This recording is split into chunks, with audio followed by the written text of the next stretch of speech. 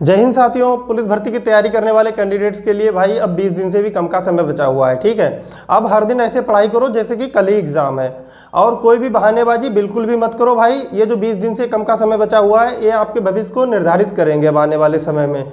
उसके बाद हम इस वीडियो पे ये बात करेंगे भाई कि पुलिस का जो पेपर है वह कैसा आता है, या मॉक टेस्ट में नंबर नहीं बढ़ रहे हैं। ठीक है, सबसे इंपॉर्टेंट बात यह है कि आपका फिजिकल कब तक हो सकता है और फिजिकल की तैयारी कैसे करें। ठीक है, कुछ लोगों के ये भी कमेंट आए थे भाई मेरे पास कि हाइट को लेकर कन्फ्यूजन है, तो इन सारी चीज़ों पर अभी हम लोग इस वीडियो में बात करेंगे। ठीक है भाई, यदि बात करें कि पुलिस भर्ती के लिए दिन रात पढ़ाई करो, ठीक है, दिन रात एक कर दो भाई। ये जो लास्ट के 20 दिन बचे हुए हैं ये आपके भविष्य की दिशा निर्धारित करेंगे कि आपका आने वाले समय में भविष्य कैसा होगा। ठीक है, दूसरी बात ये भाई कि फिजिकल कब तक हो जाएगा। जिस प्रकार से भर्ती चल रही है ना भाई, उस प्रकार से तो कंफर्म है कि आपका मार्च में फिजिकल हो जाएगा।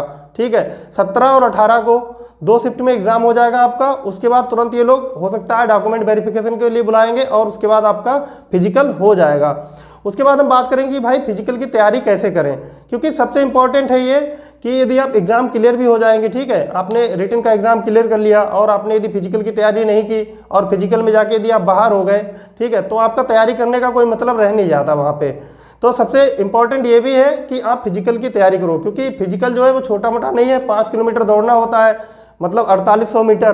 ठीक है, तो फिजिकल की तैयारी कब से करें, कोशिश क्या करें भाई कि फिजिकल की तैयारी अभी से थोड़ी थोड़ी शुरू कर दो। ठीक है, रेगुलर 5 किलोमीटर यानी कि 4800 मीटर मत दौड़िए आप, लेकिन कोशिश ये कीजिए कि लगभग 1 से 1.5 किलोमीटर डेली वार्म अप करें। ठीक है, यदि आप प्रत्येक दिन 1 से लेकर 1.5 किलोमीटर तक दौड़ेंगे तो आपकी हैबिट बन जाएगी दौड़ने की, क्योंकि जब आप एक बार में 5 किलोमीटर दौड़ने का प्रयास करेंगे तब आपके पेट में कहीं ना कहीं दर्द होने लगता है, तब आपको समस्याएं बढ़ जाती हैं। ठीक है, तो कोशिश क्या करें, और ये भी नहीं है कि 1 से 1.5 किलोमीटर बहुत तेजी से दौड़ना है, नहीं, स्लोली दौड़िए। ठीक है, पहले बॉडी को क्या कीजिए, बॉडी की हैबिट बनाइए, दौड़ने के लायक बनाइए उसको।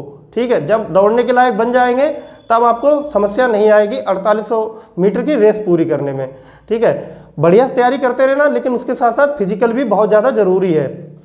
उसके बाद यदि बात करें भाई कि हाइट में कन्फ्यूजन है, मेरे पास कमेंट आया था कि हाइट को लेकर डाउट में है वो व्यक्ति जो जिसने भी कमेंट किया था मेरे पास। ठीक है, तो मैं ये बात करता हूँ भाई सभी को, बहुत सारे कैंडिडेट ऐसे हैं, यदि बात करें तो 50 लाख प्लस फॉर्म पड़े हुए हैं। ठीक है, 50 लाख यदि प्लस फॉर्म पड़े हुए हैं तो इसमें कोई गारंटी नहीं है कि 50 लाख जो प्लस कैंडिडेट है वो सभी की हाइट पूरी ही होगी। मेरा ये मानना है लगभग 15 लाख कैंडिडेट ऐसे होंगे जिनकी हाइट जो है वो अंडर हाइट होगी। लेकिन क्या करना है भाई, एग्जाम देना है। ठीक है, आपने हो सकता है कभी हाइट अपने आप नापी हो, तो हम जो हाइट यहाँ नापते हैं और जो वहाँ फिजिकल सेंटर पर हाइट नापी जाती है उसमें बहुत बड़ा अंतर आ जाता है। तो खुद को हाइट को लेकर कंफ्यूज में ना डालें बिल्कुल। ठीक है, इस तरह का यदि कोई कंफ्यूजन आप अपने मन में तैयार करेंगे तो कहीं ना कहीं वो आपकी तैयारी में प्रॉब्लम तैयार कर सकता है कंफ्यूजन। ठीक है, आप बढ़िया तरीके से, पहले आपका कर्तव्य है कि आप अपने रिटन एग्जाम को क्लियर करें और आप डॉक्यूमेंट वेरिफिकेशन तक जाएं। ठीक है, डॉक्यूमेंट वेरिफिकेशन हो जाएगा, फिजिकल सेंटर में जब आप जाएंगे तब वहाँ पर आपकी हाइट खुद नाप दी जाएगी और आपके मन में जो भी डाउट है या कन्फ्यूजन है वह वहीं दूर हो जाएगा। तो पहला आपका कर्तव्य है कि पहले बढ़िया तरीके से तैयारी करें। ठीक है, और रिटन एग्जाम क्लियर करें और आपका फिजिकल का एडमिट कार्ड आए और डॉक्यूमेंट वेरिफिकेशन में आपको बुलाया जाए। ठीक है, उसके बाद यदि बात करें भाई कि डॉक्यूमेंट गलत अपलोड हो गया है, क्या करें, ये सेम प्रॉब्लम है। ये अगर यदि बात करें तीसरा और चौथा, हाइट में कन्फ्यूजन है या डॉक्यूमेंट गलत अपलोड हो गया, क्या करें। दोनों कमेंट्स में ये कहा गया था मुझसे, मतलब पूछा गया था मुझसे कि सर एग्ज़ाम देने जाएं या ना जाएं।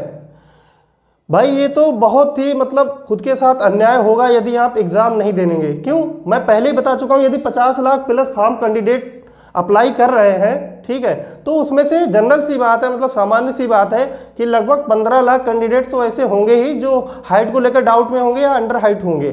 ठीक है, तो क्या करना है भाई, खुद को किसी भी कंफ्यूजन में ना डालें। बात रही यदि डॉक्यूमेंट गलत अपलोड हो गया है तो आपका जब एडमिट कार्ड, यदि भर्ती बोर्ड एडमिट कार्ड आपका जारी कर देता है, ठीक है, तो क्या करें, आप एग्जाम जरूर दें, क्योंकि जब डॉक्यूमेंट वेरिफिकेशन में जाएंगे तब आपको प्रॉब्लम आएगी, लेकिन उसका एक माध्यम है, आप उस चीज़ को सही भी कर सकते हैं। ठीक है, आप एफिडेविट बनवा लीजिए यदि भर्ती बोर्ड आपको मौका देता है। ठीक है, और बहुत सारे सुधार संभव है। लेकिन यदि आप एग्जाम देने नहीं जाएंगे तो खुद को बाहर कर रहे हैं आप अपने आप से, भर्ती बोर्ड आपको बाहर नहीं कर रहा है। कोशिश क्या करें कि किसी भी कन्फ्यूजन में ना पड़े और पहले एग्जाम दे बढ़िया से। हाइट का कन्फ्यूजन बिल्कुल ना पाले, ठीक है। डॉक्यूमेंट गलत अपलोड हो गया है, बिल्कुल भी ना सोचें इस बारे में। बस इंतजार किस चीज़ का करना है कि मेरा रिटन एग्जाम का एडमिट कार्ड आ जाए और मुझे एग्जाम देना है, हर हाल में एग्जाम देना है, ठीक है। उसके बाद यदि बात करें भाई मॉक टेस्ट में स्कोर नहीं बढ़ रहा है, ये प्रॉब्लम जो है ना, मॉक टेस्ट में स्कोर नहीं बढ़ रहा है, ये 25 लाख प्लस लोगों की प्रॉब्लम है। ये 25 लाख प्लस लोगों की प्रॉब्लम है कि मॉक टेस्ट में नंबर नहीं बढ़ रहे हैं, यानी कि प्रैक्टिस सेट में जो स्कोर है वो बढ़ नहीं रहा है। तो स्कोर कैसे बढ़ जाएगा? आपने सिलेबस कंप्लीट नहीं किया अभी तक। जब तक आप सिलेबस कंप्लीट नहीं करेंगे बढ़िया तरीके से, उसका रिवीजन नहीं कर पाएंगे, तो मॉक टेस्ट में स्कोर तो बढ़ ही नहीं सकता। क्योंकि आपने यदि पहला कोई मॉक टेस्ट सॉल्व किया, हो सकता है उसमें आपके 190 प्लस या 200 प्लस आ जाए, लेकिन दूसरे में जाके आप 160 प्लस रह जाएंगे। हो जाएगा, बिल्कुल हो जाएगा, यदि आपने सिलेबस कंप्लीट नहीं किया है। क्यों? क्योंकि जो आपने पहला प्रैक्टिस सेट सॉल्व किया उसमें हो सकता है वो सारी चीज़ें आ गई हों जो आपने पढ़ रखी हैं, और दूसरा प्रैक्टिस सेट इस तरह का मिल गया आपको जिसमें वो सारी चीज़ें हैं जो आपने पढ़ी नहीं है लेकिन वो भी सिलेबस में है। तो क्या करना है भाई? सबसे पहले सिलेबस कंप्लीट करना है। मोस्ट इंपॉर्टेंट क्या है कि सिलेबस कंप्लीट करना है। सिलेबस से कोई भी चीज़ बाहर नहीं रहनी चाहिए, और खुद को भी भाई जी जान लगा दो, एकदम दिन रात एक कर दो इस सिलेबस को कंप्लीट करने में, ठीक है। परिणाम क्या रहेगा उसकी चिंता मत करिए आप, ठीक है। परिणाम तो ऊपर वाला निर्धारित करेगा कि क्या रहेगा, लेकिन हमारा कर्तव्य क्या है कि हम बढ़िया से सिलेबस तैयार करें और खुद को अच्छी तरह से तैयारी के लायक बनाएं और बढ़िया तरीके से रिटन एग्जाम दें। तो भाई मैं उन लोगों से यही बताना चाह रहा हूँ जिनकी ये प्रॉब्लम है कि मॉक टेस्ट में नंबर नहीं बढ़ रहे हैं, बढ़िया तरीके से भाई पहले सिलेबस कंप्लीट करें, ठीक है। जब आप सिलेबस कंप्लीट कर लेंगे, मैं आपसे प्रॉमिस कर सकता हूँ कि भाई आपके मॉक टेस्ट में रेगुलर नंबर बढ़ेंगे फिर, ठीक है। उसके बाद क्या है भाई कि कितने फॉर्म रिजेक्ट हो गए हैं। यदि हाल की बात करें अभी जल्दी, तो लगभग ये रिपोर्ट आई थी कि 48 लाख कैंडिडेट जो है वह रिटन एग्जाम देंगे, मतलब लिखित परीक्षा देंगे पुलिस भर्ती की। तो सामान्य सी बात है भाई, पहले 50 लाख प्लस कैंडिडेट ने अप्लाई किया हुआ था, तो लगभग 2 लाख फॉर्म जो है वह रिजेक्ट हो चुके हैं। यानी कि उन्होंने ऐसे डॉक्यूमेंट्स लगाए हैं जो कि पुलिस भर्ती बोर्ड ने जो सीमा तय की थी, समय सीमा, उससे बाहर है वो, ठीक है। तो उन्होंने जो फिल्टर लगाया होगा तो वो फॉर्म जो है एप्लीकेशन है वो अपने आप ऑटोमेटिक बाहर हो जाते हैं, ठीक है। जब हम एक्सेल में फिल्टर लगा देते हैं तो वो फॉर्म खुद बाहर हो जाते हैं। तो एडमिट कार्ड कितने लाख फॉर्म पे जारी किया जाएगा? लगभग 48 लाख प्लस फॉर्म पर एडमिट कार्ड जारी किया जाएगा। अब आने वाला समय बताएगा कि कितने कैंडिडेट्स एग्जाम देंगे, ठीक है। उसके बाद यदि बात करें भाई कि 20 दिन में तैयारी का स्तर कैसा होना चाहिए, मैं सबसे पहले बता चुका हूँ वीडियो में, बिल्कुल अभी मैंने बताया कि अब हर दिन ऐसे पढ़ाई करनी है भैया जैसे कि कल ही एग्जाम है, ठीक है। बिल्कुल दिन रात एक कर दो, कोई भी चीज़ दिमाग में और आनी नहीं चाहिए एग्जाम के अलावा। क्यों? ये हमारे भविष्य की बात है, ये आपके भविष्य की बात है, ठीक है।